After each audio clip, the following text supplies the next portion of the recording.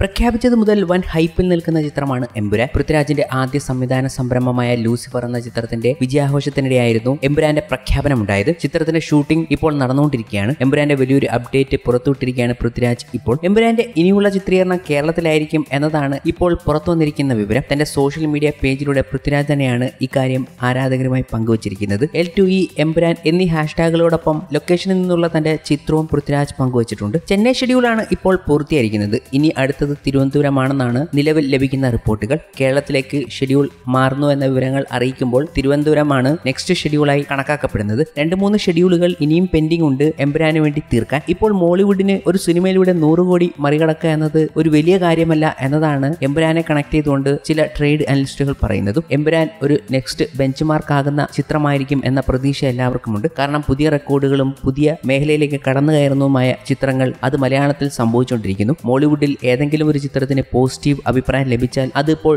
100 കോടി മറികടക്കും എന്നതിൽ യാതൊരു സംശയമില്ല. അതിപ്പോൾ ഏത് ചിത്രമായാലും. അതുകൊണ്ട് തന്നെ എമ്പുരാൻ എന്ന ചിത്രത്തിന് ഒരു പോസിറ്റീവ് റെസ്പോൺസ് കിട്ടിയാൽ സംഭവിക്കുക എന്താണെന്നും ഉള്ള ചർച്ചകൾ നടത്തിക്കൊണ്ടിരിക്കുകയാണ് ചില സിനിമ അനലിസ്റ്റുകളും സിനിമാ ഗ്രൂപ്പുകളും ഒക്കെ. ഇനി എന്താണ് നടക്കാൻ പോകുന്നത് എന്നതിനെക്കുറിച്ച് വലിയൊരു ചർച്ച തന്നെ അവർ നടത്തിക്കൊണ്ടിരിക്കുന്നു. എമ്പുരാന്റെ പുതിയ അപ്ഡേറ്റ് വന്നപ്പോഴാണ് അവരുടെ ചർച്ചകൾ ഈ വഴിക്ക് പോയത്. അതേസമയം സ്റ്റീഫൻ നെടുമ്പള്ളി എന്ന രാഷ്ട്രീയക്കാരൻ എങ്ങനെ ഖുറേഷി എബ്രഹാമായി മാറി എന്നതാകും ഈ എമ്പുരാൻ പറയാൻ പോകുന്നത് എന്നതാണ് സൂചന. ടോവിനോ അവതരിപ്പിക്കുന്ന ജതിൻ രാംദാസ് എന്ന കഥാപാത്രത്തിന്റെ ഭൂതകാലവും ഈ ചിത്രത്തിലുണ്ടാകും. അതുപോലെ തന്നെ ഖുറേഷി എബ്രഹാമിനൊപ്പം എത്തുന്ന സായിദ് മസൂദ് എന്ന പൃഥ്വിരാജ് അവതരിപ്പിക്കുന്ന കഥാപാത്രത്തിന്റെയും വലിയൊരു കഥ പറച്ചിൽ ഈ ചിത്രത്തിലൂടെ കാണാൻ കഴിയും എന്നതാണ് മറ്റൊരു അതിശയിപ്പിക്കുന്ന കാര്യങ്ങൾ. ഇല്ലുമിനാറ്റി അടക്കമുള്ള നിഗൂഢതകളുടെ ചുരുളഴിയിക്കുന്നതും ഈ ഭാഗത്തിലാകും എന്നും സൂചനകളുണ്ട്. ചിത്രത്തിന് ഇനിയും ഒരു തുടർഭാഗം കൂടി ഉണ്ടായേക്കും. ആശീർവാദ് സിനിമാസും ലൈക്ക പ്രൊഡക്ഷൻസുമാണ് നിർമ്മാണം. ഉത്തരേന്ത്യയും തമിഴ്നാടും വിദേശ രാജ്യങ്ങളുമാണ് മറ്റ് പ്രധാന ലൊക്കേഷനുകളായി എത്തുന്നത്. മുരളി ഗോപിയാണ് കഥയും തിരക്കഥയും. തിയേറ്ററിലും OTTയിലും വൻ ബിസിനസ് ലഭിച്ച ലൂസിഫറിന്റെ 2ാം ഭാഗമായതിനാൽ പാൻ വേൾഡ്